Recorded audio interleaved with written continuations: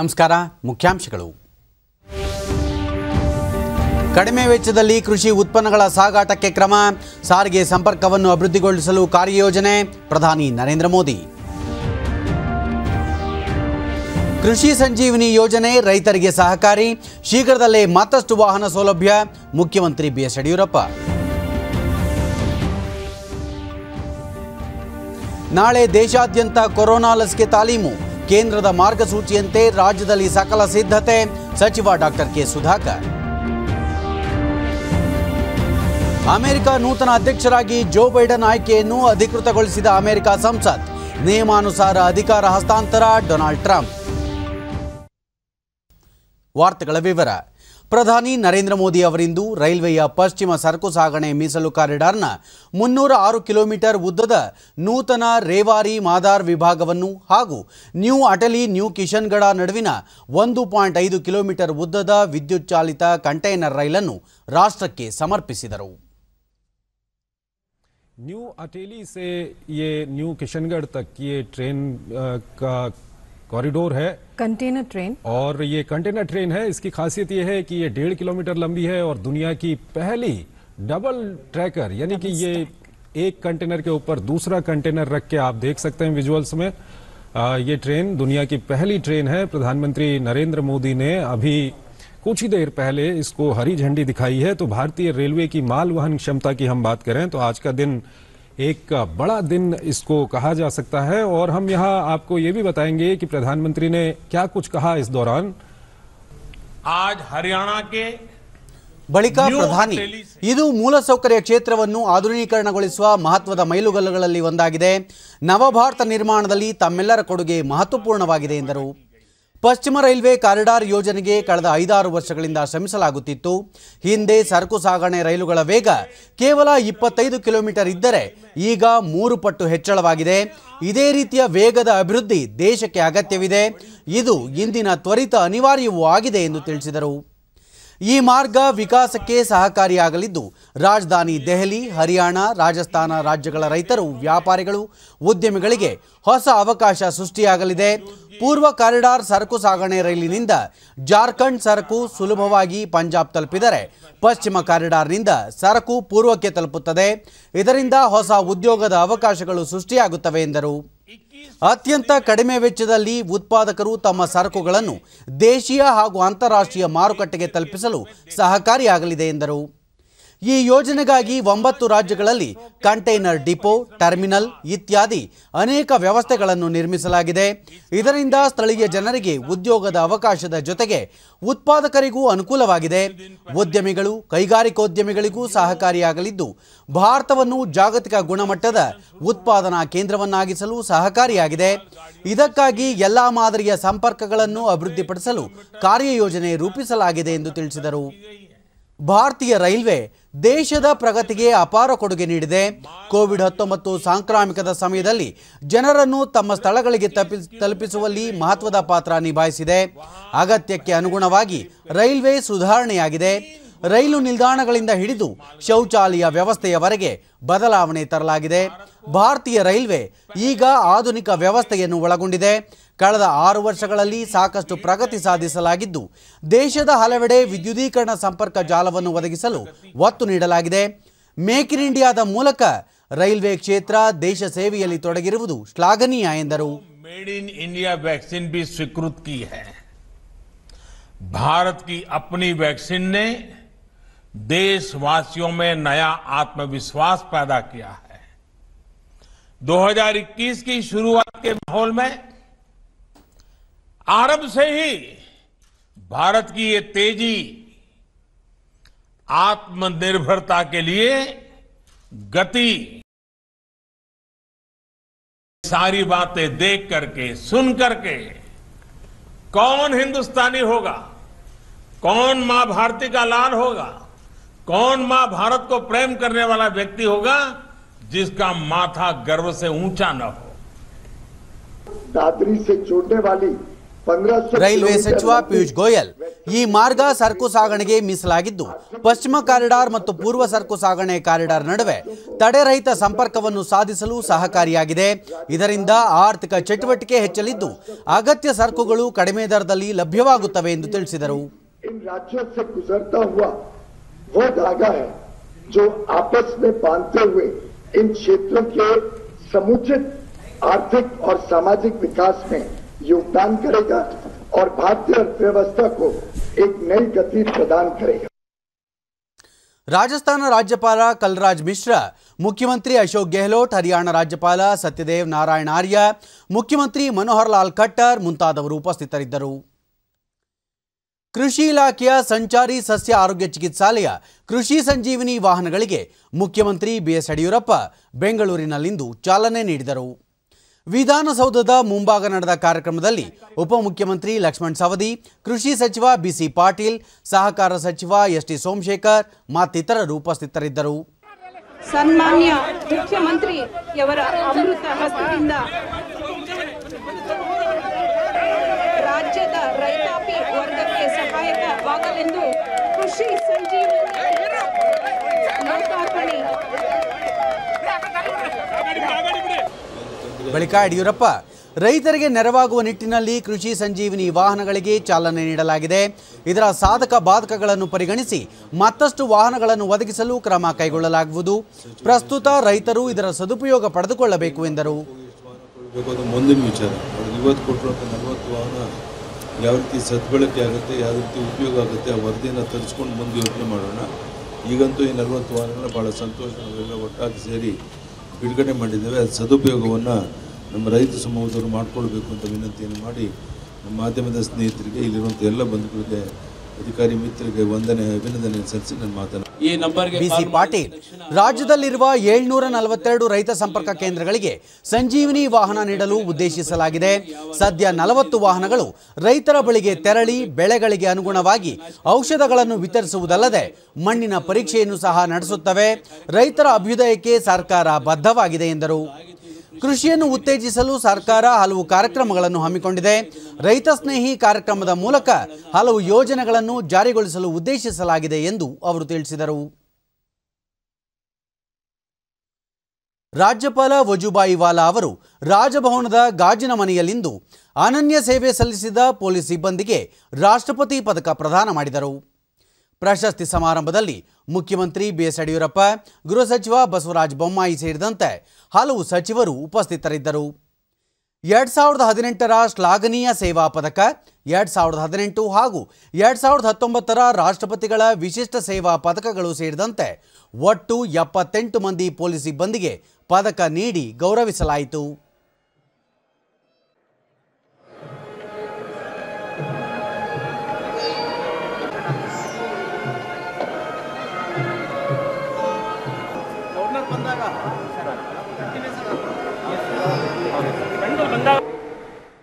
ಗೃಹ ಸಚಿವ ಬಸವರಾಜ ಬೊಮ್ಮಾಯಿ ಪದಕ ವಿಜೇತರಿಗೆ ಅಭಿನಂದನೆ ಸಲ್ಲಿಸಿ ಮುಂದಿನ ದಿನಗಳಲ್ಲಿ ಪೊಲೀಸ್ ಸಿಬ್ಬಂದಿ ಸೈಬರ್ ಅಪರಾಧಗಳನ್ನು ಸಂಪೂರ್ಣವಾಗಿ ನಿಯಂತ್ರಿಸಲು ಕ್ರಮ ಕೈಗೊಳ್ಳಬೇಕು ಎಂದು ಹೇಳಿದರು. ನಮ್ಮ ಪೊಲೀಸ್ ಇಲಾಖೆಯ ಹಿರಿಯ ಮತ್ತು ಎಲ್ಲ ಅಧಿಕಾರಿಗಳ ಪದಕ ಸಮಾರಂಭ ಸಾಧನೆಯ ಒಂದು ಮೈಲುಗಲ್ಲು. ಈ ಪದಕವನ್ನು ಪಡ್ಕೊಂಡಂಥ ಎಲ್ಲ ಪದಕ ವಿಜೇತರಿಗೆ ನಾನು ಹೃದಯಪೂರ್ವಕವಾದಂಥ ಅಭಿನಂದನೆಗಳನ್ನು ಈ ಸಂದರ್ಭದಲ್ಲಿ ನಾನು ಸಲ್ಲಿಸಕ್ಕೆ ಇಚ್ಛೆಪಡ್ತೀನಿ. ತಮ್ಮ ಸೇವೆ, ತಮ್ಮ ಸೇವಾ ನಿಷ್ಠತೆ, ತಮ್ಮ ಕಾರ್ಯ ಇಡೀ ಭಾರತ ದೇಶವೇ ಗುರುತಿಸಿದೆ. ಅಷ್ಟೇ ಅಲ್ಲ, ನಿಮ್ಮ ಗೌರವವನ್ನು ಕೂಡ ಮುಖಾಂತರ ಇಡೀ ಪೊಲೀಸ್ ಒಂದು ವರ್ಗಕ್ಕೆ ಗೌರವವನ್ನು ಇವತ್ತು ಭಾರತ ದೇಶ ಕೊಟ್ಟಿದೆ ಅನ್ನುವಂಥದ್ದನ್ನು ನಾನು ಹೇಳಕ್ಕೆ ಇಚ್ಛೆಪಡ್ತೇನೆ. ಜಿಲ್ಲಾ ಧಾರ್ಮಿಕ ಪರಿಷತ್ ಸದಸ್ಯರ ತರಬೇತಿ, ಉದ್ಘಾಟನೆ ಹಾಗೂ ಗುಡಿ ಪತ್ರಿಕೆಯ ಬಿಡುಗಡೆ ಕಾರ್ಯಕ್ರಮವನ್ನು ಬೆಂಗಳೂರಿನಲ್ಲಿಂದು ಮುಖ್ಯಮಂತ್ರಿ ಬಿಎಸ್ ಯಡಿಯೂರಪ್ಪ ಉದ್ಘಾಟಿಸಿದರು. ಈ ವೇಳೆ ಧರ್ಮಸ್ಥಳದ ಧರ್ಮಾಧಿಕಾರಿ ಡಾಕ್ಟರ್ ವೀರೇಂದ್ರ ಹೆಗ್ಗಡೆ ಅವರು ಗುಡಿ ಪತ್ರಿಕೆ ಲೋಕಾರ್ಪಣೆ ಮಾಡಿದರು. ಮುಜರಾಯಿ ಸಚಿವ ಕೋಟಾ ಶ್ರೀನಿವಾಸ ಪೂಜಾರಿ, ಆರ್ಟ್ ಆಫ್ ಲಿವಿಂಗ್ನ ಮುಖ್ಯಸ್ಥ ಡಾಕ್ಟರ್ ರವಿಶಂಕರ್ ಗುರೂಜಿ ಸೇರಿದಂತೆ ಧಾರ್ಮಿಕ ಪರಿಷತ್ತಿನ ಸದಸ್ಯರು ಪಾಲ್ಗೊಂಡಿದ್ದರು. ಈ ಸಂದರ್ಭದಲ್ಲಿ ಮುಖ್ಯಮಂತ್ರಿ ಯಡಿಯೂರಪ್ಪ ಕೋವಿಡ್ ಸಂದರ್ಭದಲ್ಲಿ ಧಾರ್ಮಿಕ ಕೇಂದ್ರಗಳು ಮಹತ್ವದ ಪಾತ್ರ ನಿರ್ವಹಿಸಿವೆ ಎಂದು ಮೆಚ್ಚುಗೆ ವ್ಯಕ್ತಪಡಿಸಿದರು. ಧಾರ್ಮಿಕ ಕ್ಷೇತ್ರಗಳು ಮತ್ತು ಪುಣ್ಯಕ್ಷೇತ್ರಗಳಲ್ಲಿ ಭಕ್ತರ ಅನುಕೂಲಕ್ಕಾಗಿ ಹಲವು ಮೂಲಸೌಕರ್ಯ ಕಲ್ಪಿಸಲು ಸರ್ಕಾರ ಮುಂದಾಗಿದ್ದು ಹಲವು ಕಡೆ ಈಗಾಗಲೇ ಯೋಜನೆಗಳನ್ನು ಕೈಗೆತ್ತಿಕೊಳ್ಳಲಾಗಿದೆ ಎಂದು ಅವರು ತಿಳಿಸಿದರು. ಸಂಖ್ಯೆಗೆ ಅನುಗುಣವಾಗಿ ಉತ್ತಮ ಮೂಲ ಸೌಕರ್ಯ ಒದಗಿಸಲು ನಮ್ಮ ಸರ್ಕಾರ ಶ್ರಮಿಸ್ತಾ ಇದೆ. ಇತ್ತೀಚೆಗೆ ಮಲೆ ಮಹದೇಶ್ವರ ಬೆಟ್ಟದಲ್ಲಿ ಸುಮಾರು 110 ಕೋಟಿ ರು ಅಂದಾಜು ವೆಚ್ಚದಲ್ಲಿ ಭಕ್ತಾದಿಗಳಿಗೆ ವಸತಿ ಮತ್ತಿತರ ಸೌಲಭ್ಯ ಒದಗಿಸುವ ಯೋಜನೆಗೆ ಚಾಲನೆ ನೀಡಲಾಗಿದೆ. ರಾಜ್ಯದಲ್ಲಿನ ಪ್ರಮುಖ ದೇವಸ್ಥಾನಗಳಿರುವ ಭಕ್ತಾದಿಗಳಿಗೆ ದೈನಂದಿನ ದಾಸೋಹ ಸೇವೆ, ವಸತಿ ವ್ಯವಸ್ಥೆಗಳನ್ನು ಮಾಡಲಾಗ್ತಾ ಇದೆ. ಅಂಗವಿಕಲರಿಗೆ, ವಯೋವೃದ್ಧರಿಗೆ ಆದ್ಯತೆ ಮೇಲೆ ಪೂಜೆ, ಪ್ರತ್ಯೇಕ ದರ್ಶನ ವ್ಯವಸ್ಥೆಗೆ ಅವಕಾಶ ಕಲ್ಪಿಸಲಾಗಿದೆ. ಭಕ್ತಾದಿಗಳಿಗೆ ಕುಡಿಯುವ ನೀರು ಮತ್ತು ಇತರೆ ಮೂಲಭೂತ ಸೌಕರ್ಯ ಒದಗಿಸಲಾಗಿದೆ. ಕೋಟಾ ಶ್ರೀನಿವಾಸ ಪೂಜಾರಿ ರಾಜ್ಯದಲ್ಲಿ ಗೋಹತ್ಯೆ ನಿಷೇಧ ಕಾಯ್ದೆಯಂತಹ ಮಹತ್ವದ ಮಸೂದೆಗಳನ್ನು ಮುಖ್ಯಮಂತ್ರಿ ಯಡಿಯೂರಪ್ಪ ಜಾರಿಗೆ ತಂದಿದ್ದಾರೆ ಎಂದರು. ಧಾರ್ಮಿಕ ಇಲಾಖಾ ವ್ಯಾಪ್ತಿಯಲ್ಲಿ ಬರುವ ದೇವಾಲಯಗಳಲ್ಲಿ ಸರಳ ವಿವಾಹ, ಸಪ್ತಪದಿ ಕಾರ್ಯಕ್ರಮ ಆಯೋಜಿಸಲು ಧರ್ಮಸ್ಥಳದ ಧರ್ಮಾಧಿಕಾರಿ ಡಾಕ್ಟರ್ ವೀರೇಂದ್ರ ಹೆಗ್ಗಡೆ ಅವರೇ ಕಾರಣೀಕರ್ತರಾಗಿದ್ದಾರೆ. ಪ್ರತಿ ತಿಂಗಳಿಗೆ 2 ಸಪ್ತಪದಿ ಸಾಮೂಹಿಕ ವಿವಾಹ ಕಾರ್ಯಕ್ರಮಗಳನ್ನು ಹಮ್ಮಿಕೊಳ್ಳಲಾಗುವುದು ಎಂದು ಸಚಿವರು ತಿಳಿಸಿದರು. ಈಗ ಅದನ್ನ ಪ್ರತಿ 2 ತಿಂಗಳಿಗೊಮ್ಮೆ ನಮ್ಮ ಎಲ್ಲಾ ದೇವಸ್ಥಾನಗಳಲ್ಲಿ ಪುನಃ ಪ್ರಾರಂಭ ಮಾಡಿದ್ದೇವೆ ಅನ್ನೋದನ್ನು ಗಮನಕ್ಕೆ ತಂದ ಈ ಸಪ್ತಪದಿ ಯೋಜನೆಯನ್ನು ಅನುಷ್ಠಾನ ಮಾಡಲಿಕ್ಕೆ ಕಾರಣ ಯಾರು ಕೇಳಿದ್ರೆ ಅದು ಪರಮ ಪೂಜ್ಯ ವೀರೇಂದ್ರ ಹೆಗ್ಗಡೆ ಅವರು ಅನ್ನುವಂತ ಮಾತುಗಳನ್ನು ನಾನು ಡಾಕ್ಟರ್ ವೀರೇಂದ್ರ ಹೆಗ್ಗಡೆ ಭಾರತದಲ್ಲಿನ ದೇವಾಲಯಗಳು ಶಿಲ್ಪಕಲೆ, ಧಾರ್ಮಿಕ ಸಂದೇಶ, ಹಿಂದೂ ಧರ್ಮದ ಮೂಲ ಸತ್ವವನ್ನು ಅನಾವರಣ ಮಾಡುವ ಸಂಸ್ಕೃತಿಯನ್ನು ಹೊಂದಿವೆ ಎಂದರು. ಇಲ್ಲಿ ಕೇವಲ ಹಾವಾಡಿಗರ ದೇಶ ಇದು, ಬಡವರ ದೇಶ ಇದು. ಇಲ್ಲಿ ಕೂಡ ಯಾವುದೇ ಸಂಪತ್ತು ಅಥವಾ ಮಜಾ ಮಾಡಲಿಕ್ಕೆ ಬೇಕಾದಂಥ ಸೌಕರ್ಯಗಳಿಲ್ಲ ಅನ್ನುವಂಥ ಬಡ ದೇಶ ಅನ್ನುವಂಥ ಹೆಸರು ಪಡೆದಿದ್ದಂಥ ಈ ದೇಶದಲ್ಲಿ ನಮ್ಮ ಪ್ರಾಚೀನರು ನಿರ್ಮಾಣ ಮಾಡಿರ್ತಕ್ಕಂಥ ದೇವಾಲಯಗಳು, ಅದು ಹಂಪಿಯಿಂದ ಹಿಡಿದು ಬೇಲೂರು ಮತ್ತು ನಮ್ಮ ಇಡೀ ನಾಡಿನಾದ್ಯಂತ ಇರತಕ್ಕಂಥ ದೇವಾಲಯಗಳು ಬಡ ಆಗಿದೆ. ಹಿಂದಿಯ ಬಡ, ಕನ್ನಡದ ಬಡ ರಾಷ್ಟ್ರದಿಂದ, ಬಡ ರಾಜ್ಯದಿಂದ, ಬಡ ದೇಶದಿಂದ ಬಡ ದೇಶ ಆಗಿರುವಂತಹದ್ದು ಧಾರ್ಮಿಕ ಸಂಸ್ಥೆಗಳ ಪಾತ್ರದಿಂದ ನಾವು ಮರೆಯಬಾರದು. ನೋಡಿ, ಡಾಕ್ಟರ್ ರವಿಶಂಕರ್ ಗುರೂಜಿ ಕರ್ನಾಟಕದ ವೈಭವ ಮಂದಿರ ಗುಡಿಗಳಲ್ಲಿದೆ. ಜಗತ್ತಿನ ಯಾವುದೇ ಭಾಗಗಳಲ್ಲಿ ಪುರಾತನ ಮನೆಗಳಿಲ್ಲ, ಬದಲಾಗಿ ಪ್ರಾಚೀನ ದೇವಾಲಯಗಳಿವೆ. ಇದು ಈ ನಾಡಿನ ಅಂತಸತ್ವ ಎಂದು ಹೇಳಿದರು. ದೇವಾಲಯಗಳು ಶಾಶ್ವತ, ಮನೆಗಳು ಬರ್ತವೆ, ಜನಗಳು ಬಂದ ಹಾಗೆ ಮನೆಗಳು ಹೋಗ್ತವೆ, ಮಿಕ್ಕಿದೆಲ್ಲ ಬರುತ್ತೆ ಹೋಗುತ್ತೆ, ಆದರೆ ದೇವಾಲಯಗಳು ಶಾಶ್ವತ. ಆ ಶಾಶ್ವತವಾದ ದೇವಾಲಯಗಳನ್ನು ಚೆನ್ನಾಗಿ ನಡೆಸ್ಕೊಂಡು ಹೋಗ್ತಕ್ಕಂಥ ಒಂದು ಸೇವೆಯ ಜವಾಬ್ದಾರಿ ನಿಮ್ಗೆಲ್ಲ ಸಿಕ್ಕಿರೋದು ಒಂದು ದೊಡ್ಡ ಭಾಗ್ಯವೇ ಅಂತ ಭಾವಿಸ್ಬೇಕು. ಕೇಂದ್ರ ಆರೋಗ್ಯ ಮತ್ತು ಕುಟುಂಬ ಕಲ್ಯಾಣ ಸಚಿವ ಡಾಕ್ಟರ್ ಹರ್ಷವರ್ಧನ್ ಅವರಿಂದು ದೇಶಾದ್ಯಂತ ನಾಳೆ ಹಮ್ಮಿಕೊಂಡಿರುವ ಕೋವಿಡ್-19 ಲಸಿಕೆ ವಿತರಣೆಯ ತಾಲೀಮು ಹಿನ್ನೆಲೆಯಲ್ಲಿ ವಿವಿಧ ರಾಜ್ಯಗಳ ಆರೋಗ್ಯ ಸಚಿವರೊಂದಿಗೆ ಸಮಾಲೋಚನೆ ನಡೆಸಿದರು. ದೇಶದಲ್ಲಿ ಕೋವಿಡ್-19 ಸೋಂಕಿನ ಲಸಿಕಾ ಕಾರ್ಯಕ್ರಮ ಆರಂಭಿಸುವ ಪೂರ್ವಭಾವಿಯಾಗಿ ನಾಳೆ ದೇಶಾದ್ಯಂತ ಏಕಕಾಲದಲ್ಲಿ ತಾಲೀಮು ನಡೆಯಲಿದೆ. ಮೊದಲ ಹಂತದಲ್ಲಿ ವೈದ್ಯಕೀಯ ಸಿಬ್ಬಂದಿಗೆ ಲಸಿಕೆ ನೀಡಲು ಎಲ್ಲ ಸಿದ್ಧತೆಗಳನ್ನು ಮಾಡಿಕೊಳ್ಳಲಾಗಿದ್ದು, ಶೀತಾಗಾರ, ವಾಹನ ಸಿಬ್ಬಂದಿಗೆ ತರಬೇತಿ ಸೇರಿದಂತೆ ಹಲವು ವಿಷಯಗಳ ಕುರಿತು ಈ ಸಂದರ್ಭದಲ್ಲಿ ಚರ್ಚಿಸಲಾಯಿತು. ಇದುವರೆಗೆ 17 ಕೋಟಿಗೂ ಅಧಿಕ ಪರೀಕ್ಷೆ ನಡೆಸಲಾಗಿದೆ ಎಂದು ಮಾಹಿತಿ ನೀಡಿದ ಸಚಿವರು ಲಸಿಕೆ ವಿತರಣೆಗೆ ಎಲ್ಲ ಹಂತಗಳಲ್ಲೂ ಸಮಗ್ರ ಸಿದ್ಧತೆಗಳನ್ನು ಕೈಗೊಳ್ಳಲು ಸೂಚಿಸಿದರು ಎನ್ನಲಾಗಿದೆ.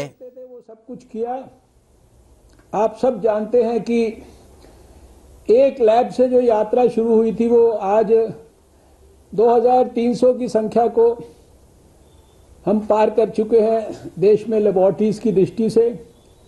जहां कुछ हजार टेस्ट करते थे वहां आज 1 मिलियन से ज़्यादा टेस्ट हम कर रहे हैं। सारे देश ने लगभग 17 करोड़ टेस्ट कर लिए हैं और इस संदर्भ में ये सब कुछ निश्चित रूप से हम सबको, जो लोग इस कोविड काल में जिनको अपने प्राण गंवाए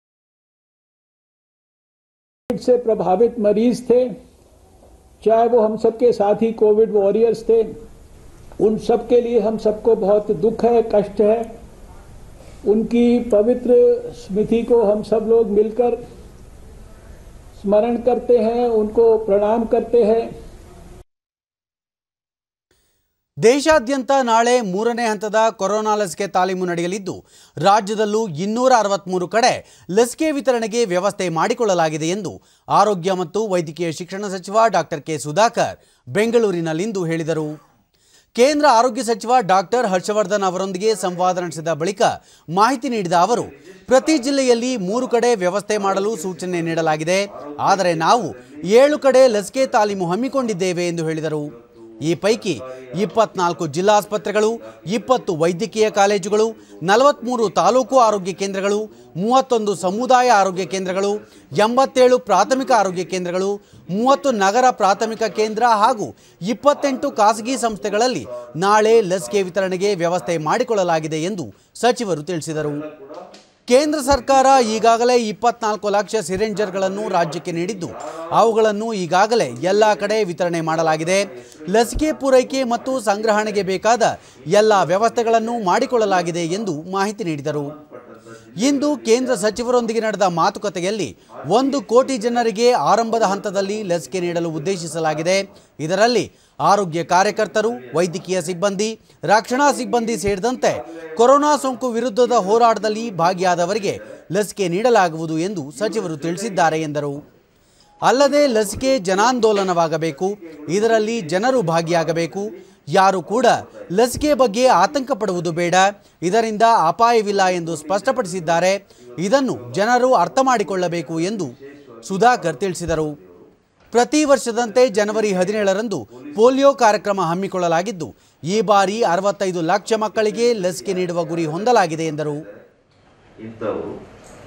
ಮತ್ತು ಈ ಕೊರೋನಾವನ್ನು ನಿಗ್ರಹ ಮಾಡಲಿಕ್ಕೆ ಯಾವ್ಯಾವ ಇಲಾಖೆಗಳು ವಿಶೇಷವಾಗಿ ಕಾರ್ಯಪ್ರವೃತ್ತರಾಗಿದ್ದರು ಅಂಥವರನ್ನು ಕೂಡ ನಾವು ಇದರಲ್ಲಿ ಸೇರಿಸಿಕೊಳ್ಬೇಕು ಅಂತೇಳಿ ಅನೇಕ ರಾಜ್ಯಗಳು ಕೂಡ ಮನವಿ ಮಾಡಿದ್ದಾರೆ. ಕೇಂದ್ರ ಸರ್ಕಾರ ಅದಕ್ಕೆ ತಾತ್ವಿಕವಾದಂಥ ಒಪ್ಪಿಗೆಯನ್ನು ಕೂಡ ಕೊಡುತ್ತೆ ಅಂತ ನಾವು ನಂಬಿದ್ದೀವಿ. ಇದು ಬಹಳ ಮುಖ್ಯವಾಗಿರ್ತಕ್ಕಂಥ ವಿಷಯಗಳು ಮತ್ತು ಸಿಬ್ಬಂದಿಯವರಿಗೆ ತರಬೇತಿ ಇವೆಲ್ಲವೂ ಕೂಡ ಯಾವ ರೀತಿ ನಾವು ಮಾಡಿದ್ದೀವಿ ಅನ್ನೋದನ್ನು ಕೂಡ ಎಲ್ಲ ರಾಜ್ಯಗಳು ಕೂಡ ಮನವರಿಕೆ ಮಾಡಿಕೊಡುವಂಥ ಕೆಲಸ ಮಾಡಿದ್ದಾರೆ. ಕೋವಿಡ್-19 ಲಸಿಕೆ ಅಳವಡಿಕೆಗೆ ಕೆಲವೇ ದಿನಗಳು ಬಾಕಿ ಇರುವ ಹಿನ್ನೆಲೆಯಲ್ಲಿ ನಾಳೆ ರಾಜ್ಯದ ಎಲ್ಲ ಜಿಲ್ಲೆಗಳಲ್ಲಿ ಲಸಿಕೆಯ ತಾಲೀಮು ನಡೆಯಲಿದೆ. ಕೇಂದ್ರ ಸರ್ಕಾರದ ಸೂಚನೆಯಂತೆ ಈ ಪೂರ್ವಾಭ್ಯಾಸವನ್ನು ನಡೆಸಲಾಗುತ್ತಿದೆ. ಕಳೆದ 2ರಂದು ಬೆಂಗಳೂರು, ಬೆಳಗಾವಿ, ಮೈಸೂರು, ಕಲಬುರಗಿ ಮತ್ತು ಶಿವಮೊಗ್ಗ ಜಿಲ್ಲೆಯಲ್ಲಿ ಪೂರ್ವಾಭ್ಯಾಸವನ್ನು ಯಶಸ್ವಿಯಾಗಿ ನಡೆಸಲಾಗಿತ್ತು. ಈಗ 2ನೇ ಹಂತದಲ್ಲಿ ಜಿಲ್ಲಾಸ್ಪತ್ರೆಗಳು, ವೈದ್ಯಕೀಯ ಮಹಾವಿದ್ಯಾಲಯಗಳು, ತಾಲೂಕು ಆಸ್ಪತ್ರೆಗಳು, ಸಮುದಾಯ ಆರೋಗ್ಯ ಕೇಂದ್ರಗಳು, ಪ್ರಾಥಮಿಕ ಆರೋಗ್ಯ ಕೇಂದ್ರಗಳು ಮತ್ತು ಖಾಸಗಿ ವೈದ್ಯಕೀಯ ಕಾಲೇಜುಗಳಲ್ಲಿ ಅಣಕು ಕಾರ್ಯಾಚರಣೆ ನಡೆಸಲಾಗಿದೆ. ಪ್ರತಿ ಕೇಂದ್ರದಲ್ಲಿ ಪೂರ್ವಾಭ್ಯಾಸಕ್ಕೆ 25 ಮಂದಿ ಆರೋಗ್ಯ ಕಾರ್ಯಕರ್ತರನ್ನು ಗುರುತಿಸಲಾಗುತ್ತದೆ. ಲಸಿಕೆ ಪಡೆಯಲು ನೋಂದಾಯಿಸಿಕೊಂಡವರ ದಾಖಲಾತಿ ಪರಿಶೀಲನೆ, ಲಸಿಕೆ ವಿತರಣೆ, ನಿಗಾ ವ್ಯವಸ್ಥೆ, ಪೋರ್ಟಲ್ನಲ್ಲಿ ಮಾಹಿತಿ ನಮೂದೆ ಸೇರಿದಂತೆ ವಿವಿಧ ಪ್ರಕ್ರಿಯೆಯನ್ನು ಸಿಬ್ಬಂದಿ ನಡೆಸಲಿದ್ದಾರೆ ಎಂದು ಆರೋಗ್ಯ ಇಲಾಖೆ ತಿಳಿಸಿದೆ.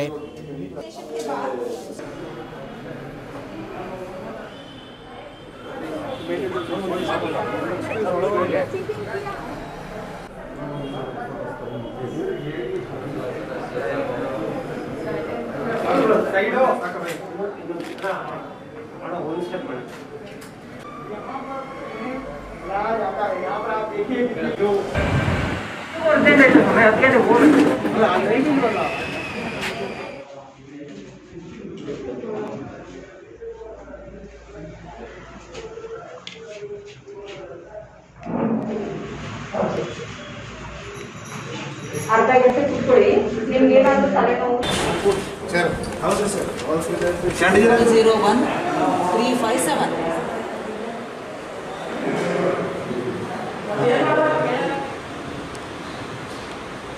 ದೇವರು ಚಕ್ರ ಏನಾದ್ರು ಮಾಡ್ಕೊಡಮ್ಮ.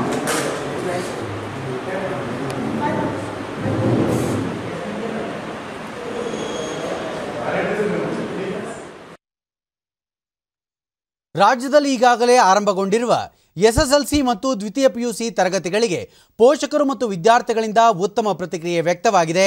ಆರೋಗ್ಯ ಇಲಾಖೆಯ ತಾಂತ್ರಿಕ ಸಮಿತಿಯ ಸಲಹೆ ಮೇರೆಗೆ ಸಕಲ ಮುನ್ನೆಚ್ಚರಿಕಾ ಕ್ರಮಗಳನ್ನು ಕೈಗೊಂಡು ತರಗತಿಗಳನ್ನು ನಡೆಸಲಾಗುತ್ತಿದೆ ಎಂದು ಪ್ರಾಥಮಿಕ ಮತ್ತು ಪ್ರೌಢಶಿಕ್ಷಣ ಸಚಿವ ಎಸ್ ಸುರೇಶ್ ಕುಮಾರ್ ಬೆಂಗಳೂರಿನಲ್ಲಿಂದು ಮಾಹಿತಿ ನೀಡಿದರು.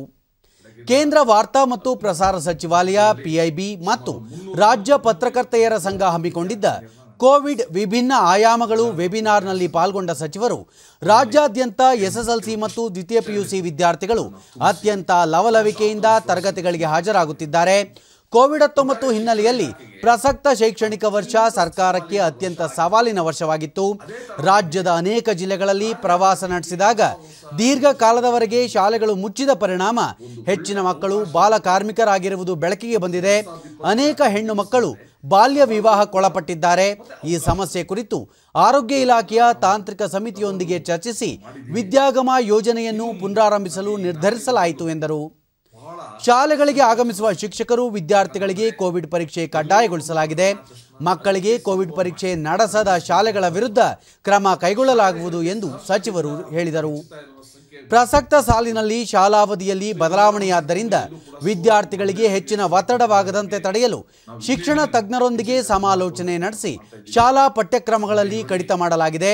ಮಾಧ್ಯಮಗಳು ಮಕ್ಕಳಿಗೆ ಕೋವಿಡ್ ಸಂದರ್ಭದಲ್ಲಿ ಶಾಲೆಗೆ ಹಾಜರಾಗುವ ಕುರಿತು ಜಾಗೃತಿ ಮೂಡಿಸಬೇಕೇ ಹೊರತು ಆತಂಕ ಹುಟ್ಟಿಸಬಾರದು ಎಂದು ಸಚಿವರು ಸಲಹೆ ನೀಡಿದರು.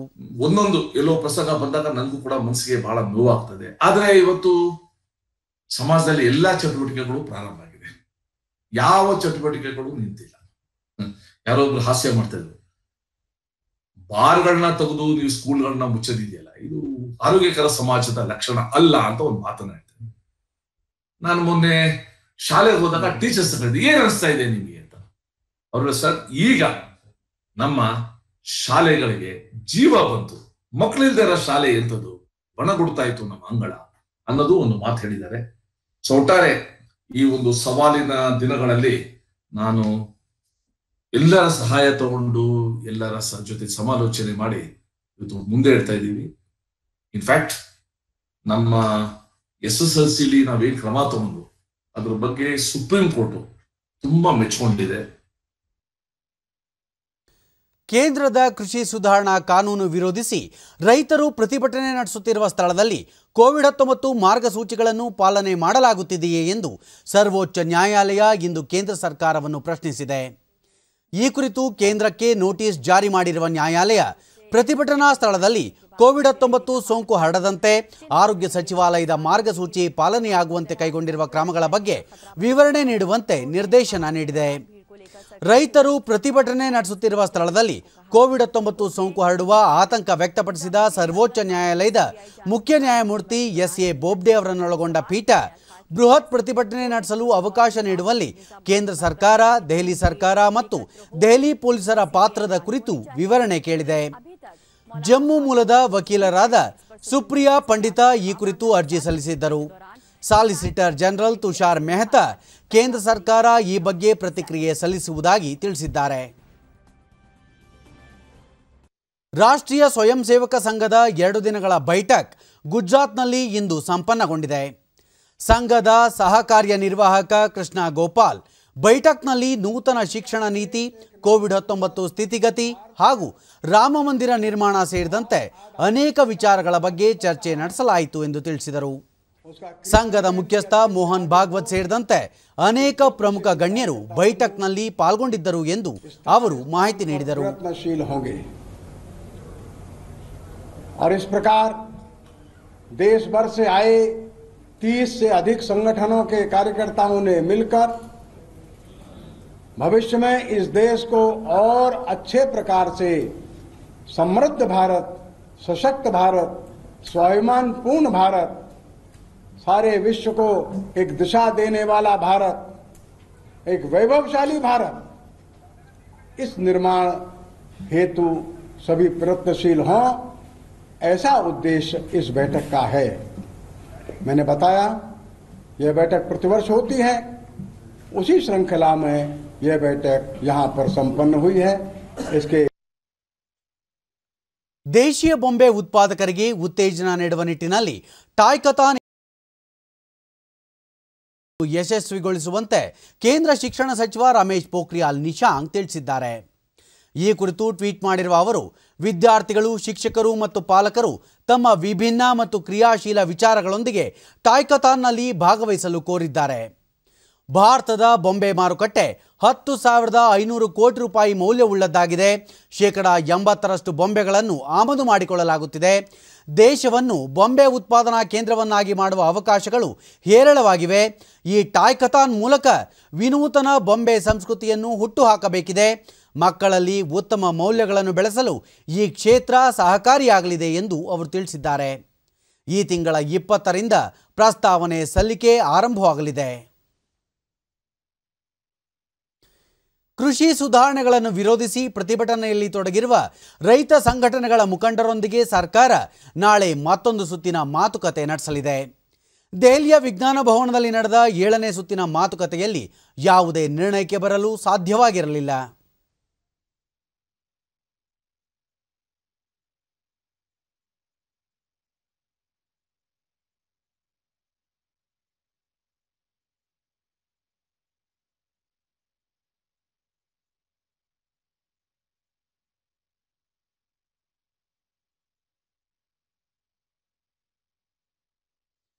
ಅಸಂಘಟಿತ ಕಾರ್ಮಿಕರಿಗೆ ಸಾಮಾಜಿಕ ಭದ್ರತೆ ಒದಗಿಸುವ ಸಲುವಾಗಿ ಕೇಂದ್ರ ಸರ್ಕಾರ ಜಾರಿಗೆ ತಂದಿರುವ ಪ್ರಧಾನಮಂತ್ರಿ ಶ್ರಮಯೋಗಿ ಮಾನಧನ್ ಪಿಂಚಣಿ ಯೋಜನೆಯ ನೋಂದಣಿ ಅಭಿಯಾನವನ್ನು ಚಿತ್ರದುರ್ಗ ಜಿಲ್ಲಾ ಕಾರ್ಮಿಕ ಇಲಾಖೆ ನಿನ್ನೆಯಿಂದ ಹಮ್ಮಿಕೊಂಡಿದೆ. ಕೋವಿಡ್-19 ಹಿನ್ನೆಲೆಯಲ್ಲಿ ನೋಂದಣಿ ಪ್ರಕ್ರಿಯೆ ಕುಂಠಿತಗೊಂಡಿರುವುದರಿಂದ ಇಲಾಖೆ ಜಿಲ್ಲೆಯ ನಗರ, ಪಟ್ಟಣ ಮತ್ತು ಗ್ರಾಮಾಂತರ ಪ್ರದೇಶಗಳಲ್ಲಿ ರಥಯಾತ್ರೆಯ ಮೂಲಕ ಜನರಿಗೆ ಜಾಗೃತಿ ಮೂಡಿಸುತ್ತಿದೆ.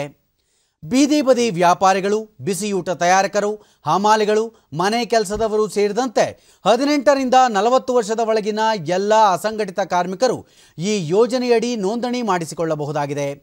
ಜನರು ತಮ್ಮ ಆಧಾರ್ ಗುರುತಿನ ಚೀಟಿ, ಬ್ಯಾಂಕ್ ಪಾಸ್ ಪುಸ್ತಕ, ಮೊಬೈಲ್ ಸಂಖ್ಯೆ ಒದಗಿಸಿ ಸ್ಥಳದಲ್ಲಿಯೇ ನೋಂದಣಿ ಮಾಡಿಸಿಕೊಳ್ಳಬಹುದು.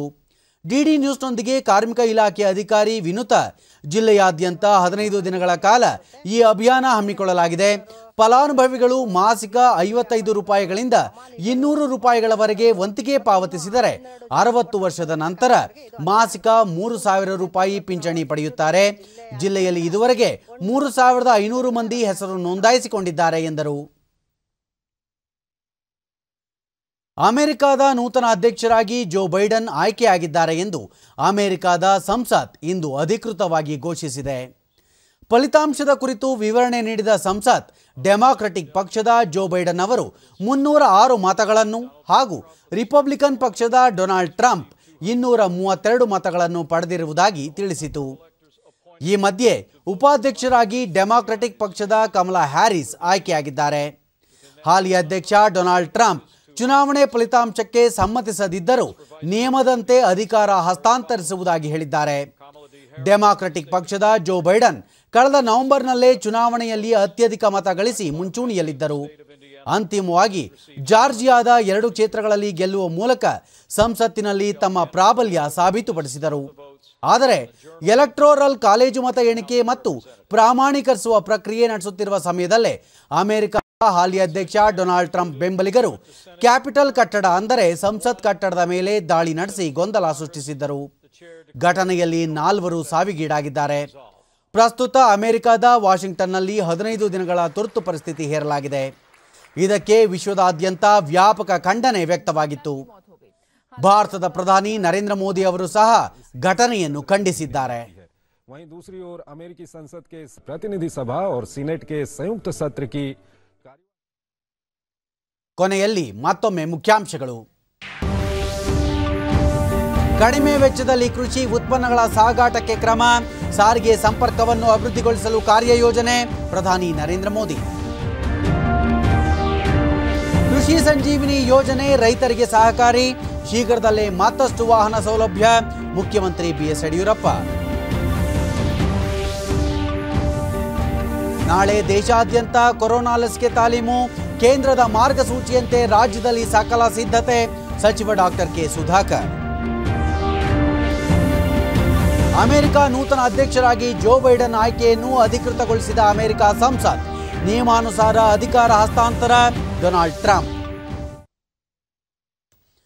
ನಮ್ಮ ವಾರ್ತಾ ಪ್ರಸಾರವನ್ನು ನೀವು ಡಿಡಿ ಚಂದನ ನ್ಯೂಸ್ ಯೂಟ್ಯೂಬ್ ಚಾನಲ್ನಲ್ಲೂ ವೀಕ್ಷಿಸಬಹುದು. ನಮ್ಮ ಮುಂದಿನ ವಾರ್ತಾ ಪ್ರಸಾರ ಸಂಜೆ 7 ಗಂಟೆಗೆ ಡಿಡಿ ಚಂದನದಲ್ಲಿ. ನಮಸ್ಕಾರ.